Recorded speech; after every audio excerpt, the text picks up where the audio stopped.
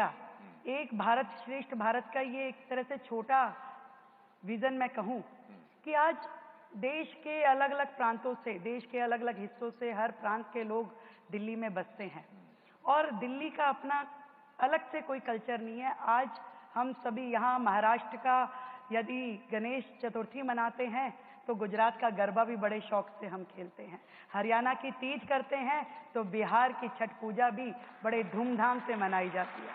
तो ये जो डाइवर्सिटी है ये दिल्ली का कल्चर है। माननीय मुख्यमंत्री रेखा गुप्ता जी, आपका स्वागत है। आइए, आप इधर आइए।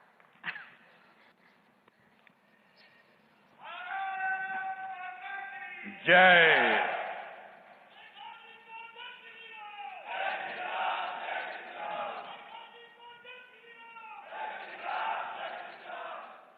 बातों का सिलसिला शुरू करें रेखा जी। मैं चाहती हूँ अनुपम जी कि इससे पहले कि हम अपनी बातचीत शुरू करें, जो सिंदूर ऑपरेशन पे हमारी सेनाओं ने शौर्य दिखाया, एक बार मिल करके उनको प्रणाम करते हैं। अरे वाह, बिल्कुल, बस सब मिल करके।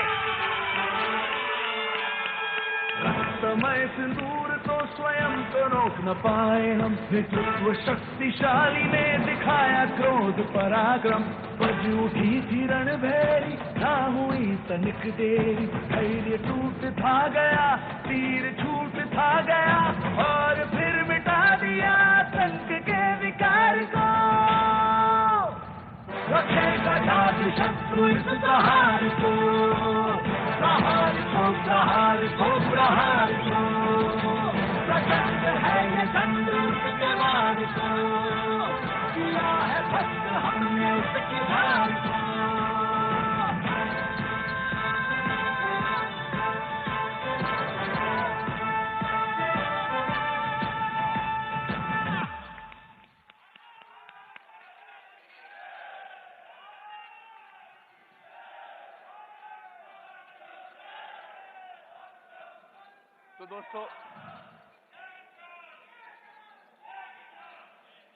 तो दोस्तों पहला डिफरेंस तो आपने आज ही दिखा दिया कि बात की शुरुआत में आपने कहा कि ऑपरेशन सिंदूर की बात करते हैं।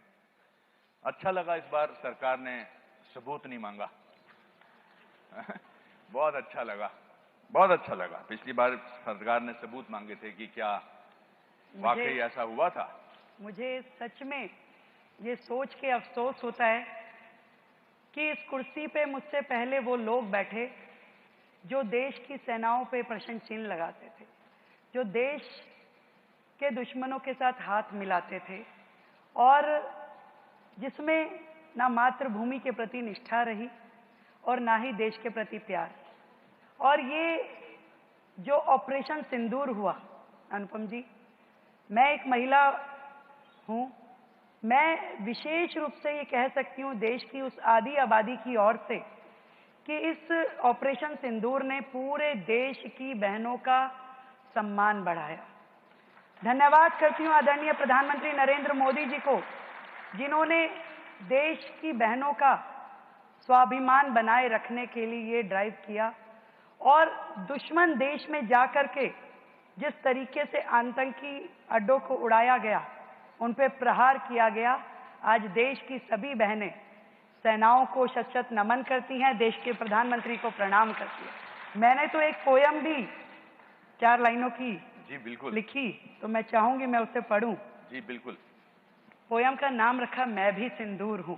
वाह। चुप्पी में मैं धैर्य हूं, चुनौती में मैं शौर्य हूं, हाँ मैं भी सिंदूर हूं। वाह। मैं आतंकियों का वध हूं, मैं हौसलों की सरहद हूं, मैं जीवन दात्री, मैं सहार की साक्षी, मैं सिंदूर हूं। मुझे निर्बल जानकर के जिसने गोली चलाई थी, उन शत्रुओं पे मैं कड़ा प्रहार हूं, हर बेटी बहू का उपहार हूं, मैं भारत का कल और आज हूं, मैं हिंदुस्तानी लाज हूं, हाँ मैं सिंदूर हूं। वाह, बहुत अच्छे, बहुत अच्छे।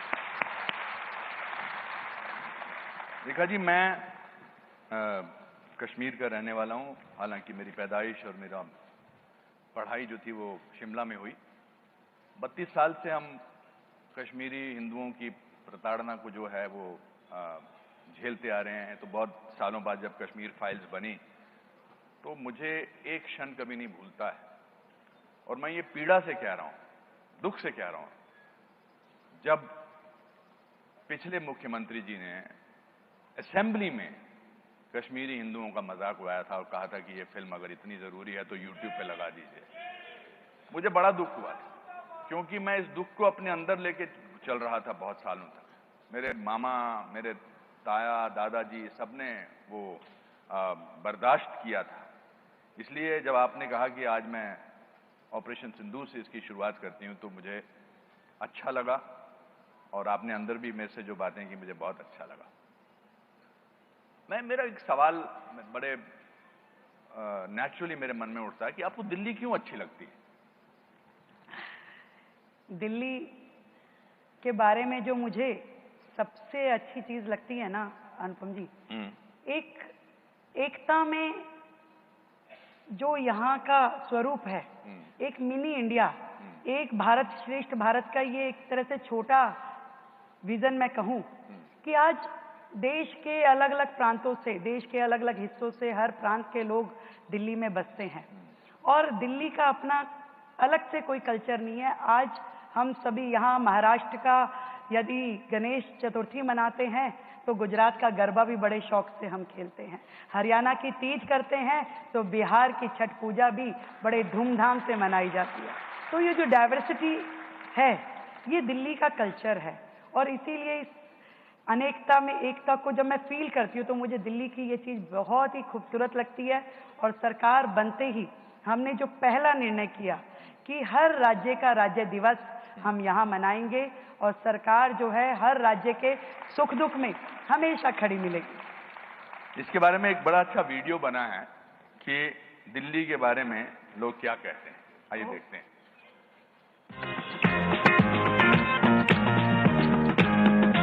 अब दिल्ली की गर्मी तो हर किसी को फील हो रही है, पर दिल्ली में हुए हाल फिलहाल चेंजेस दिल्ली वालों को फील हो रहे हैं कि नहीं हो रहे?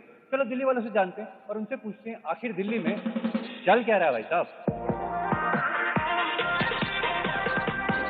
आपकी दिल्ली में फेवरेट जगह कौन सी? इंडिया गेट, राष्ट्रपति भवन है, इंडिया गेट है, नेहरू पार्क। इसी बेस्ट है सर। आपके हिसाब से दिल्ली में अभी चल क्या रहा है? अभी अच्छा ही चल रहा है। Is this how it's always is? हमेशा वाइब, हमेशा फन। बहुत लार्ज स्केल पे क्लीनिनेस का प्रोसेस चल रहा है। बहुत अच्छा चल रहा है, साफ सुथरा है, बढ़िया है, सड़कें अच्छी बन गई हैं। आप गवर्नमेंट के जाने के बाद बीजेपी कुछ काम कर रही है।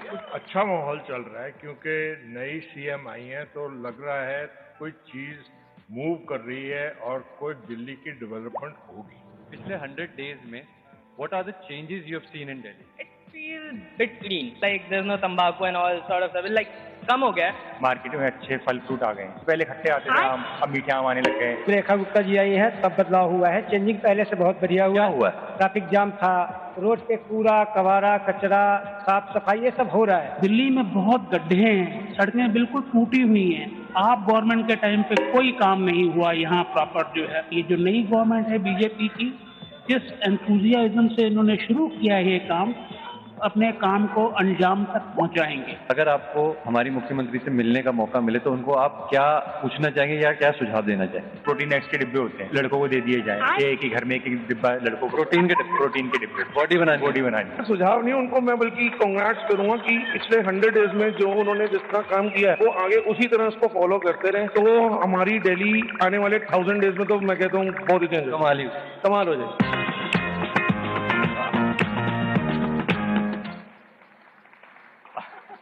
आप मुद्दों पे जीती हैं, आपकी सरकार मुद्दों पे जीती हैं। पूरा देश की राजधानी है दिल्ली, तो सारी दुनिया, सारे देश को पता है कि क्या क्या मुद्दे थे।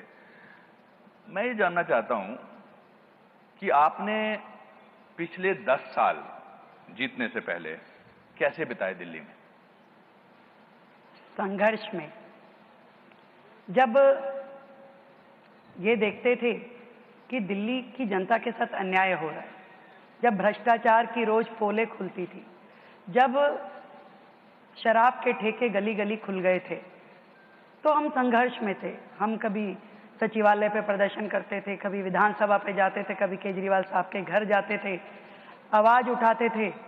और इससे पहले जब हम चुनाव लड़े और आंधियां जैसा माहौल दिख रहा था थोड़े थोड़े मार्जिन से हम लोग हार जाते थे, तो हम जनता के बीच में रह के उनका सुख दुख बांटते थे, उनको सांत्वना देते थे, उनके लिए जो अच्छा कर सकते थे वो करने की कोशिश करते थे।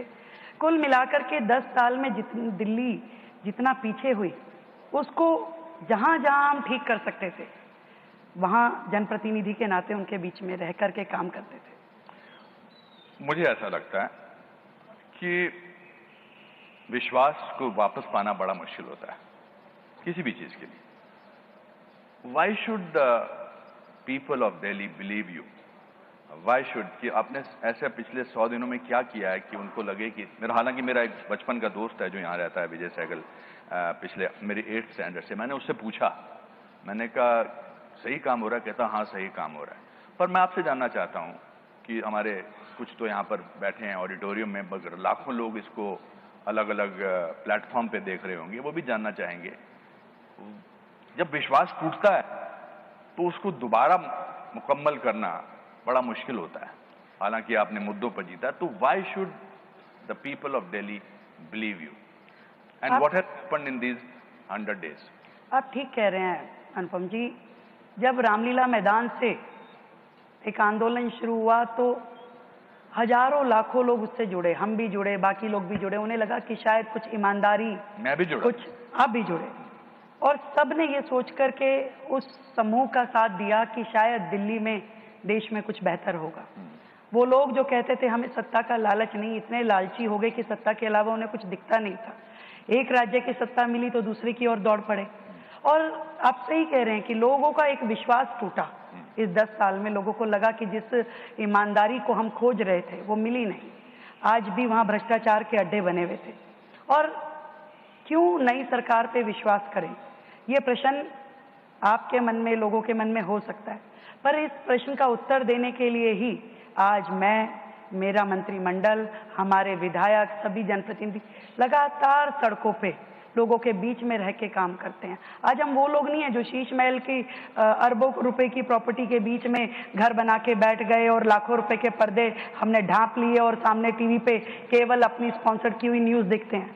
हम जाते हैं कड़ी धूप में, आंधी में, तूफान में, जाके वहां खड़े होते हैं, लोगों के बीच में महसूस करते हैं कि वो क्या फील कर रहे हैं, उनकी समस्या क्या है, हमें काम क्या करना है। और एक एक क्षण जो इन 100 दिनों का है, मैं आपको विश्वास के साथ कह सकती हूँ जनता के हित में और ऐसी नीतियां बनाने में हमारा समय लगा है जो दिल्ली की बेहतरी के लिए हो। पर प्रदूषण है, वाटर लॉगिंग है, कूड़े के पहाड़ हैं, इस सब के बारे में एक्चुअली प्रैक्टिकली आप हमें बताइए कि आपने क्या किया है। यमुना की झाग है, ये तो विजुअल्स हैं। आजकल तो हर इंसान को क्वालिफाइड जर्नलिस्ट होने की जरूरत नहीं है, जिसके हाथ में मोबाइल है वो जर्नलिस्ट है, तो एकदम सबूत आ सकता है। आज ऐसा होगा कि आप जो बोलेंगी वो कुछ लोग जाएंगे, मतलब वो लोग जाएंगे जो पहले सरकार में थे, वो आपको झूठा साबित करने की कोशिश करेंगे। तो इन सब मुद्दों में आपने पिछले, हमने एक भी काम या एक भी बात ऐसी कही ही नहीं जिसमें हमें कोई ये कह सके कि आपने गलत बयानी की। मैं आपको बताती हूँ, उन्हें 10-11 साल का समय मिला और उससे पहले भी सरकारें थी, पर दुर्भाग्य दिल्ली का ये रहा कि कभी किसी ने ना तो यमुना सफाई को उस सीरियसनेस से काम किया और ना ही कूड़े के पहाड़ और पर्यावरण को ठीक से करने के लिए। आप सोचिए कि दिल्ली देश की राजधानी है और दिल्ली ऐसा शहर बन जाए जिसमें पॉल्यूशन लेवल सबसे ज्यादा हो, जो सर्दी गर्मी शहर में पूरे देश में सबसे ज्यादा हो। आज यमुना 1300 किलोमीटर से ज्यादा लंबी है, जो कि गंगोत्री से, यमुनोत्री से शुरू करके प्रयागराज तक चलती है, और दिल्ली में मात्र 48 किलोमीटर का स्ट्रेच है। उस 48 किलोमीटर के स्ट्रेच को ठीक करने के लिए, साफ करने के लिए कभी किसी की ना नियत सही थी ना नीति सही थी। सरकार ने, केंद्र सरकार ने करोड़ों रुपए का बजट दिल्ली को दिया कि आप इस पे काम कीजिए, परंतु उनका विजन था नहीं। आज यमुना जी क्या है? यमुना जी में आज दिल्ली के सैकड़ों नाले, जो कि सीवेज है घरों की, जो सिल्ट है, जो गंदा पानी है, वो नालों के माध्यम से जाके यमुना जी में गिरता है। 22 बड़े नाले जो कि नदी से भी बड़े हैं, साहिबी नदी जिसको बोलते हैं, नजफगढ़ ड्रेन, शादरा ड्रेन, वो सीधा एज इट इज सिल्ट के भरे हुए, स्लज के भरे हुए जाके यमुना जी में गिर रहे थे। एक कदम पिछली सरकारों ने उसके लिए उठाया नहीं था। और मैं ये बताना चाहती हूँ कि 100 दिन के अपने छोटे से कार्यकाल में पहले हमने विषय को समझा, इस प्रॉब्लम को समझा, इसके समयबद्ध किस तरीके से हमें इस पे काम करना है। हमने उसके लिए जो वर्तमान में जितने नाले हैं, किन किन नालों को टैप करने की जरूरत है, किन किन नालों पे एसटीपी अभी बने हुए हैं, सीवेज ट्रीटमेंट प्लांट, वो काम कर रहे हैं कि नहीं कर रहे, उसको रिवाइव करना, उसको रीजनरेट करना। जहाँ जहाँ सीवेज प्लांट नहीं थे वहाँ नए डिसेंट्रलाइज एसटीपी बनाना, मतलब 40 नए डिसेंट्रलाइज एसटीपी हमने इस मात्र 100 दिन के कार्यकाल में 4000 रुपए की लागत से उसके काम को मंजूरी दी। और उस काम के शुरू, आप कहीं शुरू नहीं करोगे तो खत्म कैसे होगा। आज लोग मुझे पूछते हैं यमुना जी कब तक साफ हो जाएगी, मैं कोई टाइमलाइन नहीं देती। मैं ये जानती हूँ कि हम जो काम कर रहे हैं ईमानदारी से, जो काम होना चाहिए, जो उसका वे आउट है, उसे कर रहे हैं। आज जो वर्तमान एसटीपी है उसको, उसका जीर्णोद्धार करना, उसको रिवाइव करना। आज जहाँ जहाँ पे आप समझिए, दिल्ली में 1700 कॉलोनी अनऑथराइज है और उन अनऑथराइज कॉलोनियों में सीवेज है ही नहीं, प्लांट है ही नहीं, सीवर लाइन ही नहीं है। वो सीवर लाइन कहाँ जाती है? वो नाले में जाती है। वो नाला कहाँ जाता है? वो यमुना जी में गिरता है। तो उन 1700 कॉलोनियों में सीवेज प्लांट लगे, उन 1700 कॉलोनियों में सीवर लाइन डले, इसका काम पहली बार यदि कोई सरकार कर रही है तो वो आज हमारी सरकार है। जो नालों को टैप करने का काम है, जो सॉलिड वेस्ट उठाने का है, पहली बार दिल्ली में नालों की जो डीसिल्टिंग हुई, मैं आपको फिगर बताऊं तो आप हैरान रह जाएंगे। 20 लाख मीट्रिक टन सिल्ट हमने इन बड़े नालों में से निकाली है जो यमुना जी में गिरने के हमने बचाई। एक एक नाला दिल्ली में कोई भी दिल्ली का निवासी जाके सड़कों पे घूम के देख सकता है, कहाँ कहाँ पे हमने मशीनें लगा के काम चल रहा है। पहली बार वो सीरियसनेस आई है। आप कूड़े के पहाड़ की बात कर रहे हैं, मैं बताना चाहूंगी अभी तक दिल्ली में 3 कूड़े के पहाड़ थे जिसके बारे में पिछली सरकारों ने बड़े बड़े दावे किए जी हम हटा देंगे, 1 साल 6 महीने, 1 इंच भी नहीं हटा पा रहे थे।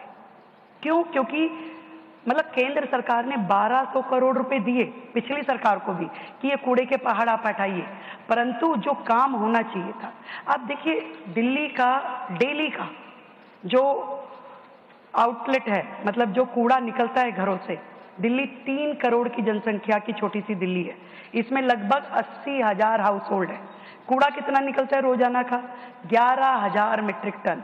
और उसका जो ट्रीटमेंट कितने कूड़े का आप कर पा रहे हैं? 7,000 मीट्रिक टन।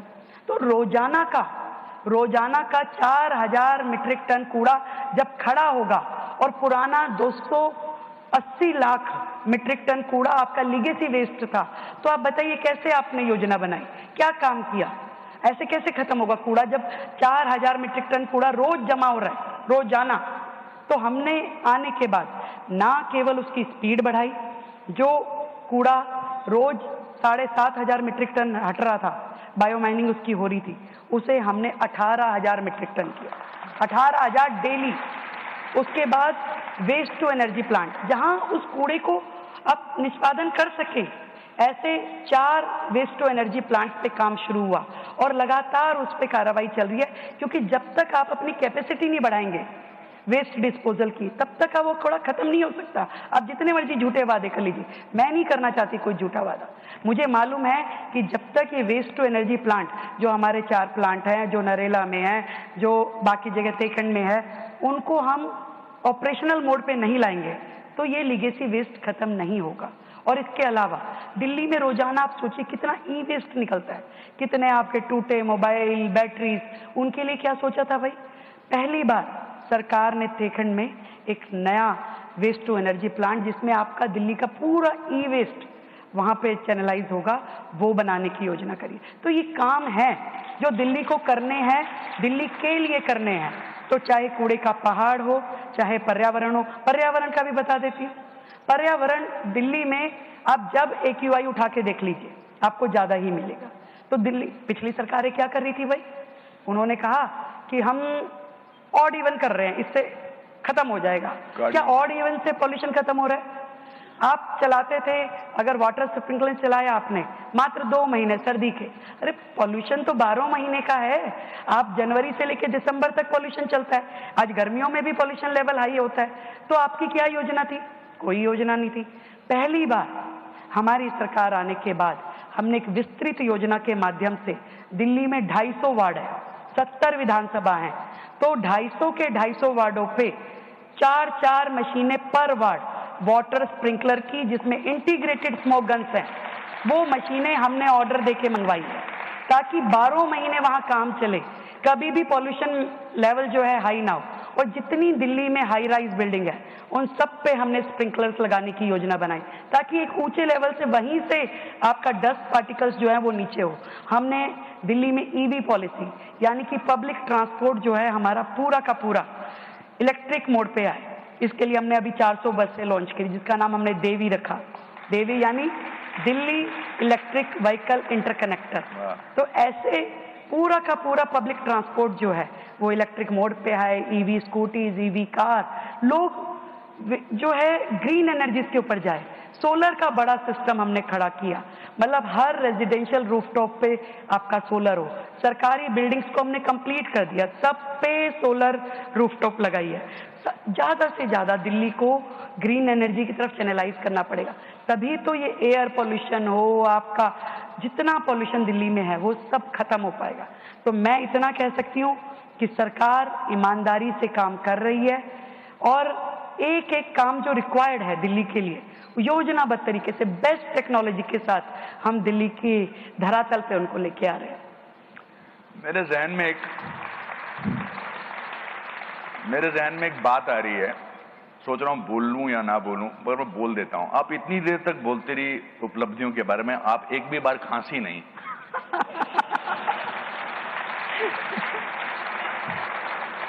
दिल्ली वालों को खांसी सुनने की आदत पड़ गई है। दिल्ली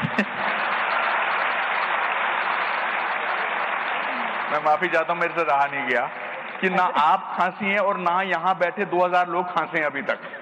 तो ये तो अपने आप में एक उपलब्धि है कि बहुत दिनों बाद दिल्ली में किसी को खांसते भी नहीं देख रहे हैं। अनुपम जी, दिल्ली को तो हम संभाल रहे हैं, मुझे तो चिंता पंजाब की है। हाँ, अच्छा। चलिए, खांसी से याद आया कि हेल्थ सेक्टर में 13,000 करोड़ आपने दिए हैं, इसके बारे में थोड़ा विस्तार से बताइए। देखिए, और इसके साथ ही फिर मैं ये भी पूछना चाहूंगा कि मोहल्ला क्लिनिक जिनको कि बहुत बोला गया ये फिर से ठीक होंगे या उनकी जगह कुछ और आएगा?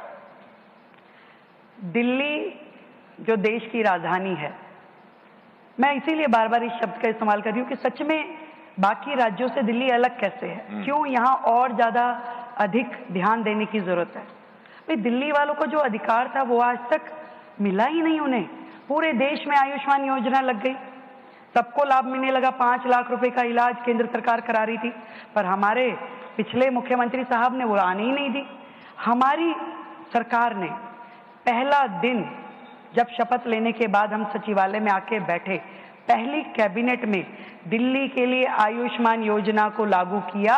और ना केवल 5 लाख रुपए, 5 लाख तो केंद्र दे रहा था, उस 5 लाख में हमने अपने 5 लाख दिल्ली सरकार की ओर से जोड़े और 10 लाख रुपए का इलाज आज आयुष्मान योजना के माध्यम से दिल्ली ले पा रही है, जिसका अधिकार और रजिस्ट्रेशन 3.5 लाख रजिस्ट्रेशन अभी तक इस मात्र 100 दिन में हो चुके हैं। 3.5 लाख रजिस्ट्रेशन। और इसी तरीके से जो 70 साल के बुजुर्गों वाली योजना मोदी जी की है, वो भी नहीं आने दे रहे थे केजरीवाल साहब, हमने उसे दिल्ली में 1.5 लाख रजिस्ट्रेशन हम कर चुके हैं। दिल्ली का हर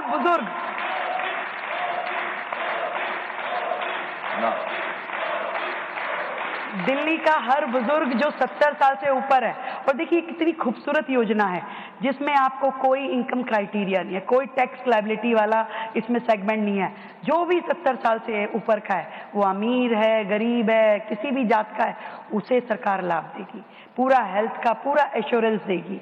और 5 लाख रुपए केंद्र से, फिर हमने इसमें जोड़ा 5 लाख रुपए अपनी ओर से, 10 लाख रुपए का ट्रीटमेंट, 80 हॉस्पिटल एम्पैनल किए और उसका इलाज अभी तक इन 100 दिनों में 650 लोग हॉस्पिटलाइज हो चुके हैं, उसका लाभ ले रहे हैं।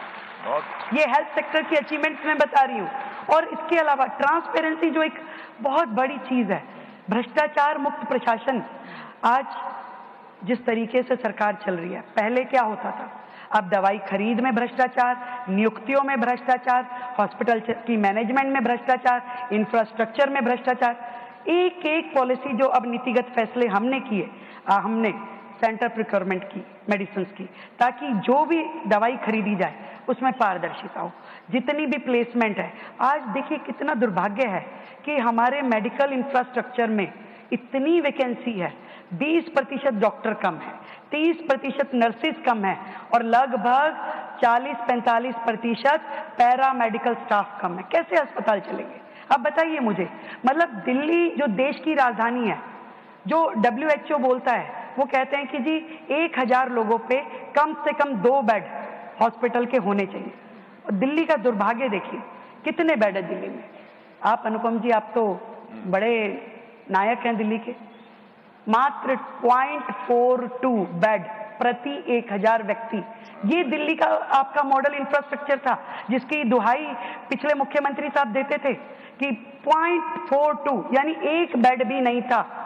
ये स्थिति थी दिल्ली की। हमने टारगेट लिया है कि हम ये दिल्ली को कम से कम 3 बेड प्रति 1000 पे मुहैया करवाएंगे, पूरे इंफ्रास्ट्रक्चर को अपडेटेड करेंगे, ना दवाइयों की कमी होगी, ना डॉक्टर की कमी होगी, और लेटेस्ट टेक्नोलॉजी की मशीनें।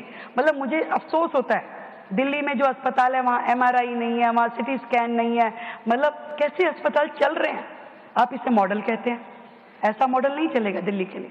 दिल्ली को सुविधाजनक हेल्थ केयर देना हमारा फर्ज है और वो हम देना शुरू कर चुके हैं।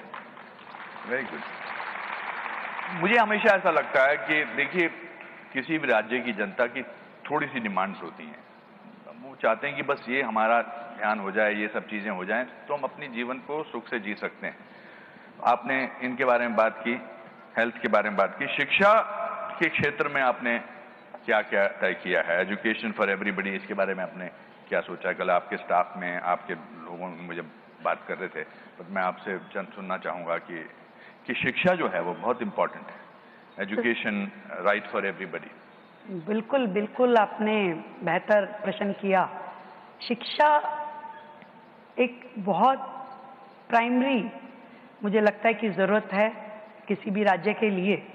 और हमारे जो स्कूल हैं दिल्ली में 1071 सरकारी स्कूल हैं और 1600 साढ़े 1600 जो है वो प्राइवेट स्कूल हैं। और जब हम ये देखते हैं कि आज दिल्ली का हर व्यक्ति प्राइवेट स्कूल की ओर दौड़ता है, उसे ये लगता ही नहीं कि मुझे सरकारी स्कूल में अच्छी एजुकेशन मिलेगी। आज दिल्ली सरकार ने, पिछली सरकार ने अपना ही बोर्ड बना दिया। अब आप मुझे बताइए कि दिल्ली में का एक छोटे से राज्य का अपना बोर्ड हो तो क्या वो बच्चा नेशनल लेवल पे, इंटरनेशनल लेवल पे सब सर्वाइव कर पाएगा? आज इतने बड़े इंफ्रास्ट्रक्चर क्रिएट करने की ज़रूरत है, जहां आपको स्मार्ट क्लासेस चाहिए, जहां आपको डिजिटल लाइब्रेरीज चाहिए, जहां आपको बेहतर एजुकेशन के लिए कोचिंग चाहिए।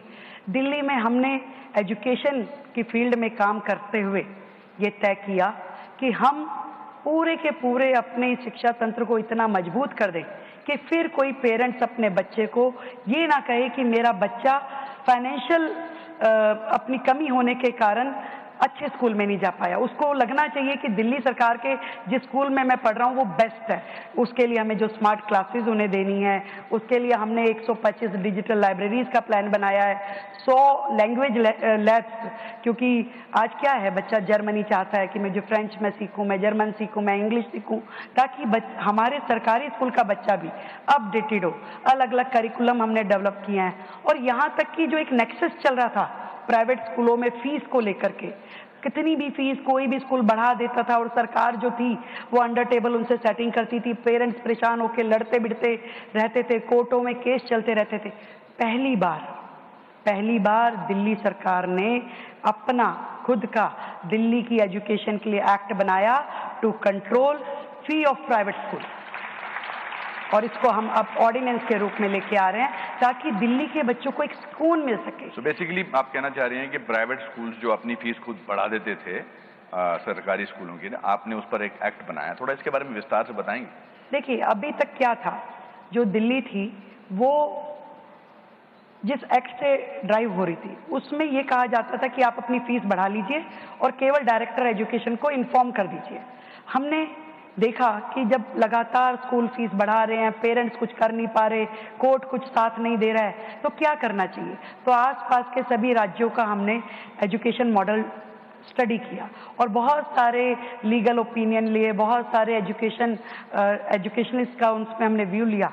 तो अपना दिल्ली का एक एजुकेशन फी एक्ट हमने बनाया, जिसमें हमने इस तरीके का पूरा प्रोसीजर बताया कि यदि कोई भी स्कूल अपने लिए फीस बढ़ाने की दिशा में जाना चाहता है तो उसे ये प्रोसीजर इस्तेमाल करना पड़ेगा, जिसमें हमने पेरेंट्स को, जिसमें हमने टीचर्स को, जिसमें हमने मैनेजमेंट को, सबको पार्टिसिपेट करवाया। अब यदि आप बढ़ाना चाहते हो तो डिस्कस कीजिए पेरेंट्स के साथ, उनकी रजामंदी लीजिए। तो ये पहली बार हुआ है दिल्ली में, इससे पहले कभी नहीं था। और इस तरीके से दिल्ली के बच्चे बेहतर एजुकेशन पा सके। आज कितने सारे एग्जाम हैं, आप नीट देना पड़ता है, आपको जेई देना पड़ता है, इवन कॉलेज में जाने के लिए आपको सीयूईटी देना पड़ता है। आज बच्चों को इतनी महंगी असिस्टेंस कैसे मिलेगी, उनको कोचिंग कहाँ से मिलेगी। हमने अपना पूरा एक सिस्टम बनाया, अपनी योजना हम लेकर के आए हैं, जिसमें हम अपने सभी बच्चों को स्कॉलरशिप के माध्यम से इन सारे कॉम्पिटिटिव एग्जाम की तैयारी कराएंगे, ताकि वो बेहतरीन कॉलेजेस में जा सके, बेहतरीन यूनिवर्सिटी को ज्वाइन कर सके और अपना भविष्य जो है वो और सुंदर बना सके। बस ये 100 दिन में आपके सब एस्टीम्ड मिनिस्टर्स फ्रंट रो में बैठे हैं, ये 100 दिन में आपने कब तय किया कि ये हमें बदलना है और ये बदलने की आपने फिर उसकी प्रक्रिया भी शुरू की। Because change needs time. तो आप एक हडल हुए कि अब ये सब इम्पोर्टेंट चीज़ें हैं। बिकॉज आप बहुत अच्छा आपके आंकड़े सब याद हैं, that means you are prepared. Otherwise भी मैंने आपके 1-2 इंटरव्यूज देखे हैं। तो ये पहले आप लोग बैठे मिनिस्टर्स के साथ और फिर आपने किया और उसके पर एकदम आपने उस पर अमल करना शुरू कर दिया। देखिए ये एक दिन का काम नहीं है और इसलिए बहुत सारी चीज़ें शायद हम उस लेवल पे अभी लेके जाने की प्रक्रिया में है। हमारे 100 दिन हुए हैं। 100 दिन कोई इतना बड़ा कार्यकाल नहीं होता कि हम कहेंगे हमने झंडे गाड़ दिए। नो, हमने जिस दिशा में जाना है, अपने लक्ष्य तय किए, उस लक्ष्य के लिए स्टेप बाय स्टेप हमने क्या प्रोसीजर लेना है। हम इन 100 दिनों में लगातार अपने मंत्रिमंडल के साथ रोजाना बैठते हैं, रोजाना एक एक विषय पे डिस्कशन करते हैं। इसमें हमारा क्या निर्णय होना चाहिए, क्या पॉलिसी होनी चाहिए। लगातार इस 100 दिन के कार्यकाल में हमने 8 अपनी कैबिनेट मीटिंग बुलाई। उन 8 कैबिनेट मीटिंग में हमने बड़े बड़े निर्णय किए। हर बार पहली कैबिनेट मीटिंग में आयुष्मान वय वंदन योजना करा, दूसरी में कुछ और, तीसरी में कुछ और, लगातार डिसीजन। और आज भी हमें दिखता है कि दिल्ली के लिए करना क्या है, यमुना सफाई के लिए हमें क्या करना है, हमें स्कूलों के लिए क्या करना है, हेल्थ के लिए क्या करना। तो लगातार उन निर्णयों को हम लेते हैं, पॉलिसी बनाते हैं, मंथन करते हैं, ऑफिसर्स के साथ बैठते हैं। और देखिए कितनी अच्छी बात है, जो ऑफिसर उनके कार्यकाल में डरे हुए, सकुचे हुए, ये सोचते थे कि भाई मुख्यमंत्री के कमरे में चले गए तो न जाने पकड़ ही ना ले, तो अब कम से कम एक सौहार्दपूर्ण एटमॉस्फेयर जिसमें वो अपनी राय देते हैं, हम अपनी बात कहते हैं और मिल करके दिल्ली कैसे बेहतर हो सकती है उसके लिए काम करते हैं। Very good.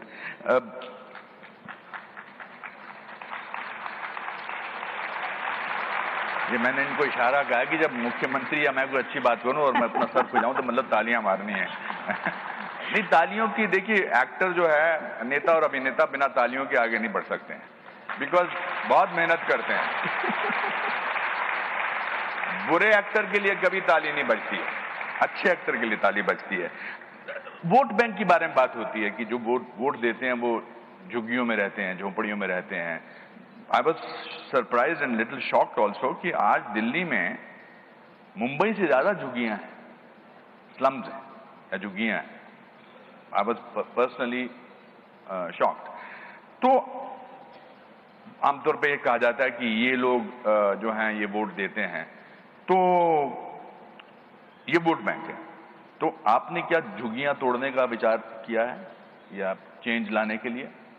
देखिए अनुपम जी, मैं इस बात को बहुत स्पष्ट कर देना चाहती हूँ। दिल्ली को बसे हुए जितने साल हुए हैं, आज तक का आप इतिहास उठा के देखिए, कांग्रेस आई, आम आदमी पार्टी आई, बाकी जो भी आया, उन्होंने केवल झुग्गी के लोगों को वोट बैंक की तरह इस्तेमाल किया। एक भी झुग्गी को, जहां से वो 40 साल से जहां बैठे हैं, जहां बसे हैं, उसको 1 इंच भी आगे नहीं बढ़ाया। उनके लिए कभी कोई सुविधा नहीं दी। आज भी सारी झुग्गियां, कोई पाइपलाइन नहीं है पानी की, कोई सीवर लाइन नहीं है वहाँ पे, कोई नहाने के लिए बहन बेटियों के लिए स्नान घर, अच्छे शौचालय, कुछ नहीं है। केवल वो डराते थे, अरे बीजेपी आ जाएगी तो ये कर देगी, बीजेपी आ जाएगी तो ये कर देगी। पहली बार दिल्ली के इतिहास में ये हुआ है कि जो सरकार आई, जब मैंने अपना 1 लाख करोड़ का बजट प्रस्तुत किया, उसमें 700 करोड़ रुपए केवल मात्र झुग्गियों की डेवलपमेंट के लिए रखे। वहां नाली खड़ंजा बनना चाहिए, वहां बच्चों के लिए पार्क होना चाहिए, बस्ती विकास केंद्र होना चाहिए, बहनों के नहाने के लिए स्नान घर होना चाहिए। किसने रखा? आज तक किसी सरकार ने रखा है? निकलवाइए उनके बजट।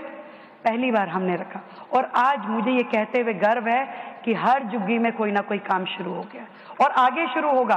और आगे ये झुग्गी तोड़ना हमारा ध्येय कतई नहीं है, ये दिल्ली की लाइफलाइन है। आज दिल्ली चल ही नहीं सकती, ये मजदूर वर्ग है, ये अपना मेहनत करके रोजी रोटी कमाते हैं और दिल्ली को चलाते हैं।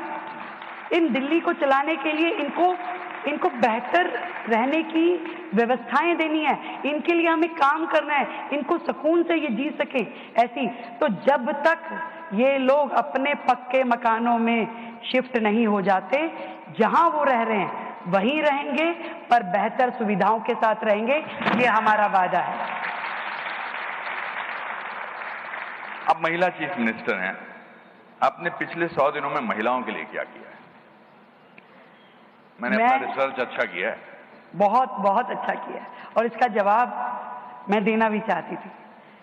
मैं जब मुख्यमंत्री बनी, आदरणीय प्रधानमंत्री जी ने जब ये निर्णय किया होगा, तो मैंने ये देखा कि उस दिन से आज तक मैं जहां जाती हूँ, बहनों की आंखों में एक अलग चमक होती है। महिलाएं मुझे देख के इतना प्रसन्न होती हैं कि मैं बता नहीं सकती, और उनको इतनी ढेर सारी मुझसे आशाएं हैं, अपेक्षाएं हैं। और मैं ये बताना चाहती हूँ इस मंच के माध्यम से, मैं उनकी सारी आशाएं पूरी करना चाहती हूँ। और उस दिशा में, चाहे वो बहन झुग्गी की हो, चाहे वो बहन कोठी की हो, चाहे वो बहन किसी भी वर्ग की हो, उनकी सुरक्षा का दायित्व, उनके सम्मान का दायित्व, उनके लिए उनकी एक फाइनेंशियल, उनको जो असिस्टेंस देनी है, उसका पूरा का पूरा जिम्मेदारी हमारे ऊपर है। और इसीलिए हमने जो वायदा किया था कि बहनों को 2500 रुपये प्रति माह देना है, गरीब बहनों को, उसके लिए मैंने अपने बजट में 5100 करोड़ रुपए का बजट रखा, और लगातार लगभग 6 मीटिंग उस विषय पे हमने की। क्या उसकी योजना होनी चाहिए, किस प्रकार से, कौन कौन उसके लिए कैपेबल जो डेलीगेट हैं, किन किन के नाम उसमें आ सकते हैं, क्या उसकी, क्योंकि हम नहीं चाहते जैसे हिमाचल में हुआ या जैसे बाकी राज्यों में हुआ कि योजना शुरू कर दो पर दे नहीं पाओ, या फिर जैसे आम आदमी पार्टी पंजाब में घोषणा कर दी, आज तक नहीं दे पाए। दिल्ली के लिए भी उन्होंने घोषणा की, आज तक 1 रुपया उन्होंने बहनों को दिया नहीं। उन्होंने कहा था लोकसभा चुनाव से पहले कि 1000 रुपये देंगे बहनों को, पंजाब में उन्होंने कहा जी हम 2000 रुपये देंगे, 1 रुपया नहीं दिया। दिल्ली सरकार का वादा है, हमारी पार्टी ने संकल्प लिया है, जो कहा है 100% होगा, परंतु योजना बद्ध तरीके से इस योजना को लागू किया जाएगा, क्योंकि योजना शुरू होने के बाद ये बंद ना हो, और एक एक जो इसमें योग्य बहन का बनता है अधिकार, उसको वो अधिकार मिलना चाहिए, कोई छूटे ना। पूरी योजना होने के बाद इसे लागू किया जाएगा, पर जरूर लागू किया जाएगा, सबको उनका हक दिया जाएगा। और भी बात जोड़ना चाहूंगी, बहनों की बात आपने कही, दिल्ली में सुरक्षा को लेकर बड़ा चिंतित रहते हैं लोग। बहनें दिल्ली शहर में सुरक्षित हों, इसके लिए हर चौक चौराहे पे कैमरों की व्यवस्था, वुमेन पीसीआर की व्यवस्था, एक 1 स्टॉप सेंटर जहां पे किसी भी दुर्घटना की स्थिति में वो आके मदद ले सके। पूरे 11 डिस्ट्रिक्ट में 11 सेंटर ऐसे हमने खोले हैं, सखी निवास खोले हैं, जहां की वो बहनें जाकर के अपनी कोई भी तकलीफ की स्थिति में जाकर के वो रह सकें। और जो हमारी वो बहनें हैं जो छोटी छोटी मजदूरी के काम करती हैं, जो सोचती हैं कि मैं अपने बच्चे कहाँ छोड़ के जाऊं, उनके लिए तो कोई खर्च नहीं था। हमने ऐसे 500 पालना खोलने शुरू कर दिए हैं जहां पे वो मजदूर बहन अपने बच्चे को छोड़ के जा सकेगी, बेहतर आंगनवाड़ी बन सकेगी। ऐसी सारी योजनाएं बहनों के लिए हमने शुरू की है और मैं समझती हूँ इससे भी ज्यादा हक बहनों का मुझ पे है। मैं उसके लिए हर एक काम करूंगी। आपने 100 दिन गुजार लिए हैं। मैं ये जानना चाहता हूं कि आप कब तक आप और आपकी सरकार पिछले सरकार को क्रिटिसाइज करके आगे बढ़ना चाहते हैं? वाह, हम कतई नाम भी नहीं लेना चाहते जी।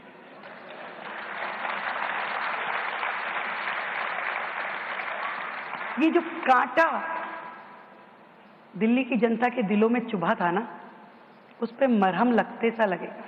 मैं ये चाहती हूं कि जो 10 साल का, जो 27 साल का जो तकलीफ दिल्ली की जनता ने सही, उसे 5 साल में भर दूं उन जख्मों को, तब जाके उसका नाम इस दिल्ली की धरती से और लोगों के तकलीफों से हट पाएगा। पर जैसे जैसे तकलीफ हटती जाएगी लोग उसे भूलते जाएंगे।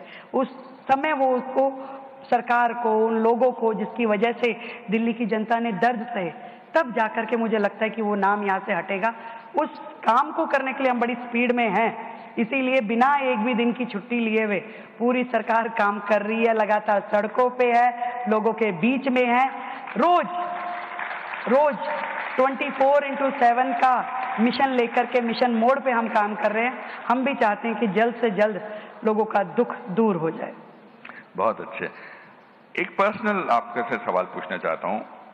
इन पिछले 100 दिनों में, 100 दिन हो गए आपको, मैं आपकी तस्वीरें देखता रहता हूं, आपने क्या पाया और क्या खोया?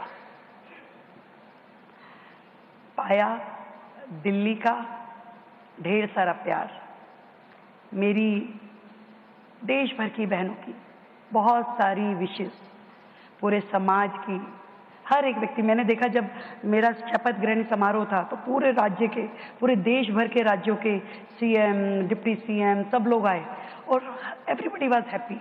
सबको ये लग रहा कि यस, अब दिल्ली बदलेगी, अब दिल्ली आगे बढ़ेगी। और इतना सब कुछ, सबका इतना ढेर सारा आशीर्वाद, इतनी ढेर सारी ब्लेसिंग जो मुझे मिली, ये मैं समझती हूँ कि मैंने बहुत कुछ दिल्ली से पाया है। और खोया के बारे में तो बात करनी जरूरी है। खोया है, मुझे लगता है कि आप परिवार से हैं, आपके हस्बैंड हैं, आपके बच्चे हैं, आज आपके हस्बैंड यहाँ आए नहीं हैं, तो कुछ ना कुछ तो खोया होगा। कुछ पाने के लिए इंसान खोता है। हम सब ने, मैंने घर शिमला छोड़ा, मैं दिल्ली आया, दिल्ली से ड्रामा स्कूल की पढ़ाई करके लखनऊ गया, फिर मुंबई की सड़कों पर मैंने छान मारी, तो मैंने बहुत कुछ पाया जो भी इन्होंने यहाँ दिखाया, पर खोया भी बहुत कुछ। आपने क्या? मुझे लगता है कि मैंने एक बेफिक्र मिजाज खोया है। वाह, बहुत अच्छे, बहुत अच्छे। जो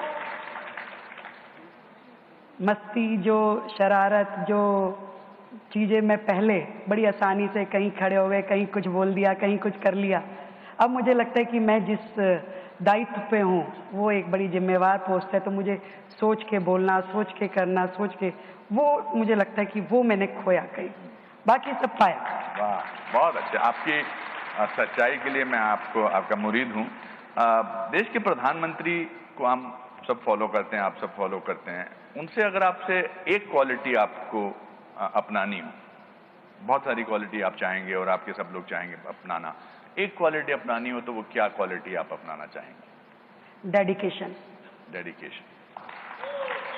जो लक्ष्य के प्रति, जो देश के प्रति, जो मातृभूमि के प्रति, जो जनता के प्रति उनका निस्वार्थ भाव का डेडिकेशन है। मुझे लगता है कि हर नेता को की पहली सीढ़ी वही है। वो जब उस भाव को अपने अंदर लेता है उसके बाद ही वो आगे बढ़ सकता है। और वो जो लाइन किसी कवि ने कही है ना कि भरा नहीं जो भावों से, बहती जिसमें रसधार नहीं, हृदय नहीं वो पत्थर है जिसमें स्वदेश का प्यार नहीं। बहुत तो ऐसी भावना मैं समझती हूँ कि मोदी जी के माध्यम से देश के हर एक व्यक्ति में जाए। वो एक एक बात जो कहते हैं वो देश के लोगों के लिए अलग तरह का मोटिवेशन है। वो कभी कहेंगे वोकल फॉर लोकल, कभी वो अपने देश की हर चीज़ को आगे बढ़ाने के लिए जिस तरीके से काम करते हैं वो हमारे लिए सच में इंस्पिरेशन। बहुत अच्छी। देखिए मैंने जो आज आपसे बातें की, सलीम साहब का एक बड़ा अच्छा डायलॉग है एक फिल्म में, बोला था कि सच्चाई वो दिया है, जो मुझे आपकी बातों से आज दिखाई दिया, सच्चाई वो दिया है जिसको अगर पहाड़ की चोटी पर भी रख दी जाए तो बेशक रोशनी कम करता है लेकिन दिखाई बहुत दूर से भी देता है। वाह। तो आज तो मुझे आपकी आंखों में, और मैं प्रार्थना करूंगा कि कपिल जी जब मुझे आपके 5 साल पूरे होने वाले हों तब मुझे बुलाएं और मैं आपसे बातचीत करूं, तो भी आपकी आंखों में वही सच्चाई, वही डेडिकेशन हो जो मुझे उम्मीद है कि होगी। आपसे बात करके मुझे बहुत अच्छा लगा। मैं हमेशा सोचता हूं कि कभी ना कभी किसी ना किसी से बात करके हमेशा कुछ सीखने को ही मिलता है, और मुझे भी बहुत कुछ सीखने को मिला आपके अंदाज से, आपकी बेबाकी से, आपकी सच्चाई से। मुझे आज यहाँ बुलाने के लिए बहुत बहुत शुक्रिया। प्रणाम, नमस्कार, जय Hind. Thank you so much. मैं चाहूंगी कि हमारा पूरा मंत्रिमंडल एक बार मंच पे आए और हम दिल्ली की जनता का धन्यवाद करें, अपने सभी कार्यकर्ताओं का धन्यवाद करें और आदरणीय देश के प्रधानमंत्री जी का धन्यवाद करें जिन्होंने हम सब के अंदर ये विश्वास जताया और मिल करके, अभी तो 100 दिन का ये कार्यकाल हुआ है, मिल करके दिल्ली की सेवा, विकसित दिल्ली, विकसित भारत के इस मिशन को मिशन मोड पे लेके जाएं। एक बार आप सबके लिए मैं चाहूंगी जोरदार तालियां हों।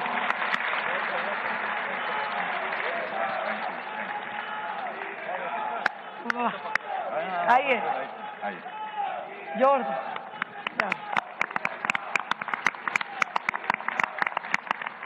थैंक यू, धन्यवाद। Thank you so much all of you. आप सबकी ब्लेसिंग, बहुत बहुत धन्यवाद। भारत माता की जय। भारत माता की धन्यवाद। मैं डॉक्टर साहब को मिल के आता हूँ जी। Thank you so much. Thank you जी। मैं डॉक्टर साहब से मिल के आता हूँ। गाना बेटा आता लागे सब कुछ बदला बदला लगता है कुछ, नया नया सा लागे सब कुछ।